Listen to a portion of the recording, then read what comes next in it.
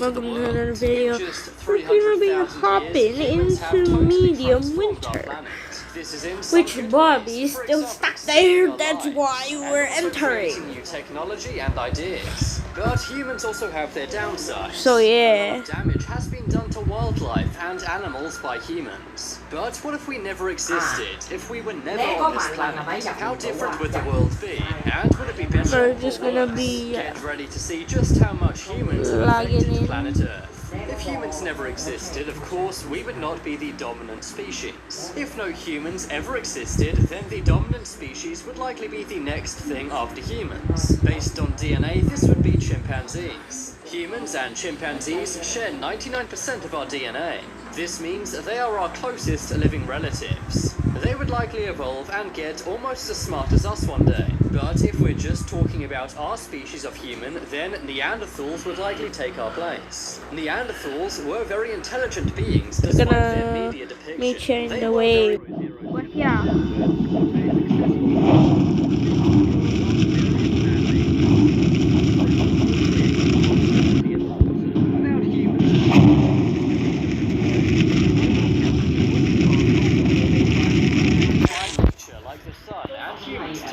The lower temperature would also cause more snow to fall on Earth. CO2 levels would also be far lower. It's believed that the Industrial Revolution increased CO2 levels by 20%. Of course, that has made the world we know and love today. But if humans weren't around, then there would be far less CO2. This also means that there would be no hole in the ozone layer. Scientists believe that the hole in the ozone layer is created by the sun and us humans. But thankfully it's repairing and may be fixed in 10 years. Areas in the world damaged by humans like Chernobyl in Ukraine. I just can't. 1986, there was a nuclear power plant.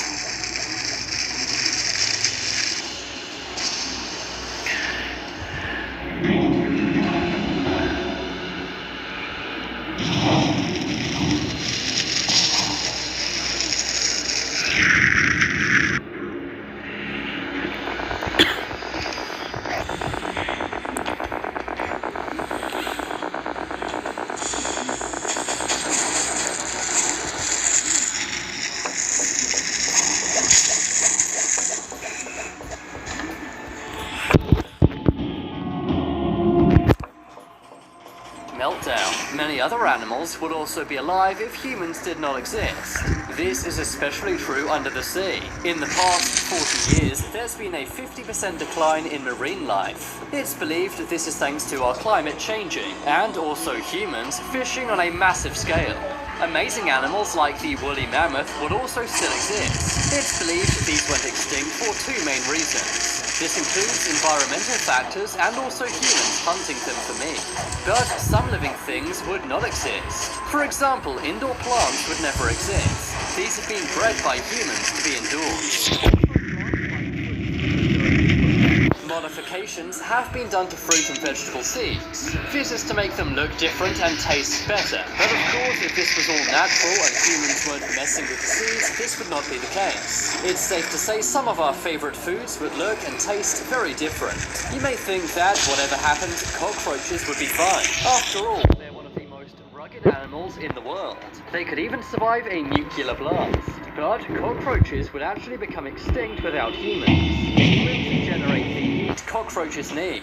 And without us, cockroaches would cease to exist. If humans never existed, there would be more visible stars from Earth. On 1/3 of our planet, you can't see our galaxy. This is because of light pollution. Of course, without humans, there would be no artificial light. And the only light source we would have is from the sun. Also, many endangered animals would be alive if humans weren't. Many species go extinct because of human-generated environmental factors. And in some cases, hunting and fishing makes animals go extinct. If humans never existed, then human diseases also would not exist. Many pathogens rely on humans to form, survive, and spread. This not only wipes out humans, but animals too. But on the flip side, if humans never existed, many incurable diseases would never be cured. Humans have figured out how to cure many diseases. This is using medicines made by us. And these medicines are used on humans and animals. animals too. Without humans, the Americas would have just as much biodiversity as Africa. This means lions, tigers, zebras and giraffes would roam the USA. The world would basically be like one gigantic zoo. The Great Barrier Reef would also still be intact. Over 2/3 of the reef has carbon.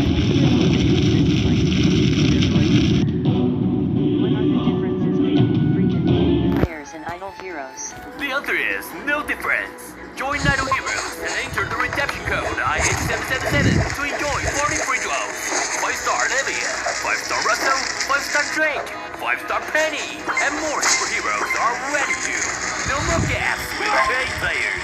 Now you know what it takes to become a veteran player, right? Enter the code IH777 now. Oh yeah, Johnson is our new teammate.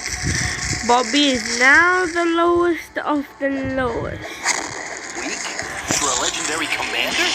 How dare you? I'm the best at sieging cities. I'll attack yours. Face me if you have what it takes.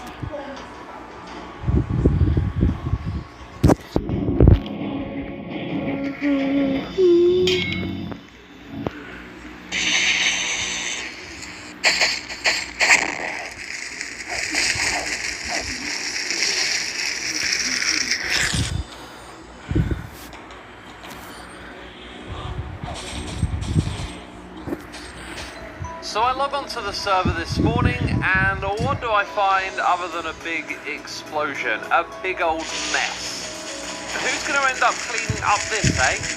It's me, the gardener. It's what I do. To be fair, I like cleaning things up, so it's good news. And yes, some thought this was a swarm of bees, others thought it was the end of the season, and some thought it was some sort of hobbit society. Turns out it was the hermit crab, the big face swan. And so those who put their names inside of this machine I did not put my name inside of this machine. Now I have dodged a bullet there. I will be cleaning this up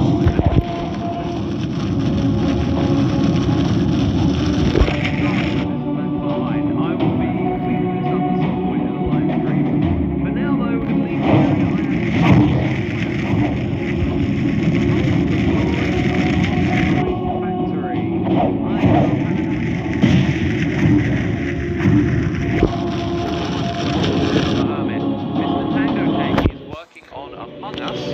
That's the game Among Us in survival Minecraft, and needs a whole bunch of Turtle Master potions. So I thought it was a good idea to stock up. See, no problem at all, but there are a lot of chests, and so I did a bit of a count to see how many we would need in total to stock up every single one of these. 514 shulker boxes. Fortunately for the Turtle Master potion, we only need 28, and where I organised in a tidy way of the shulker boxes that we did. That, as you can see, we've got quite a few made up over here. But this is not enough for 514, so I'll have to do some more trips to the end dimension if ever I want to reach my goal of filling it up fully. One thing I believe I have secured though is enough ingredients for all of the different potion types, and the one thing that we haven't farmed yet is Dragon's Breath. So yes, the hermits can currently modify their potions with Dragon's Breath. Down there is enough to make quite a lot of them, but we haven't built up that large stockpile like we've done with some of the other modifiers right here. So today, we're going to try and attempt to make a Dragon's Breath farm.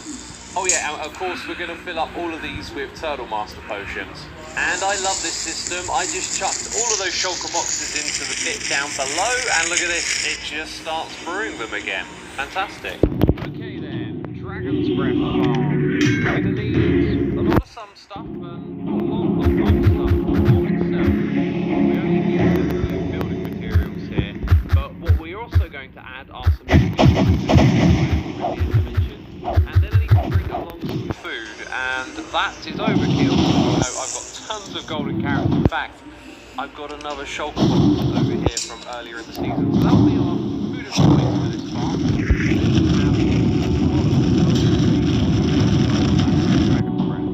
Now the big question really is, how are we going to do that? And you know me, we are going to organise this to be an AFK Dragon's Breath.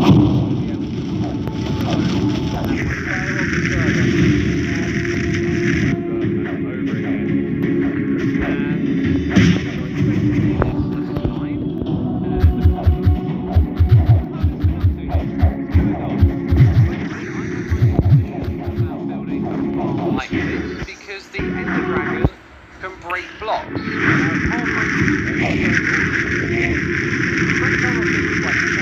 Redstone and all the tools that you would need to help you build an automated farm.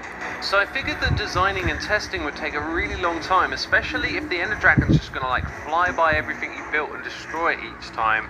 So I turned to YouTube to look for someone else who'd already made a farm, and I did actually find one. We've got bees in the End Dimension, and we've also got lava. I have absolutely no idea why these are here. And oh, that Viralis face is endlessly hilarious. Dude, I'm trying to look at the bees, not you. Okay, distraction on the side. I found some by Sega.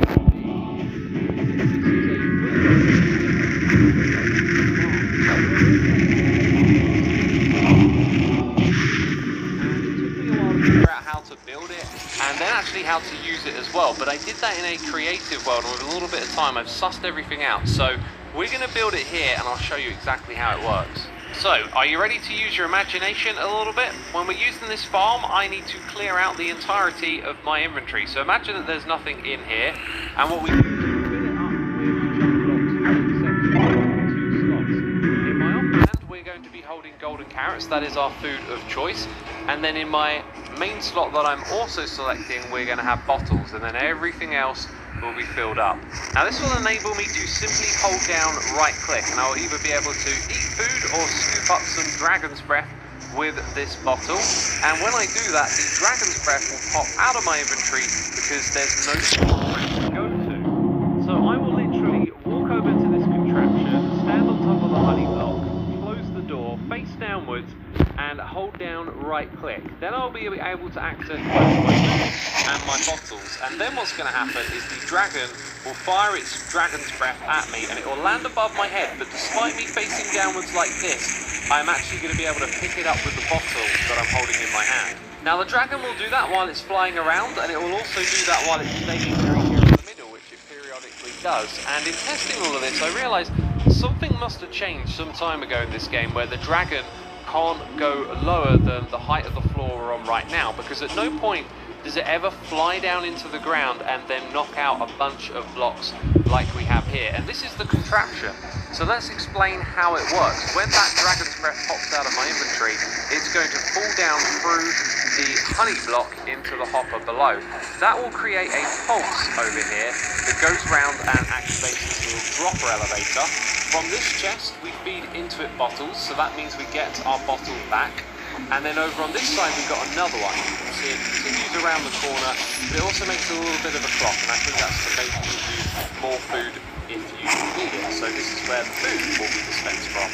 And down the bottom here is just where the dragon's breath goes into, below that hopper. So you can see we've got 2 double chests, which is more than enough for our needs.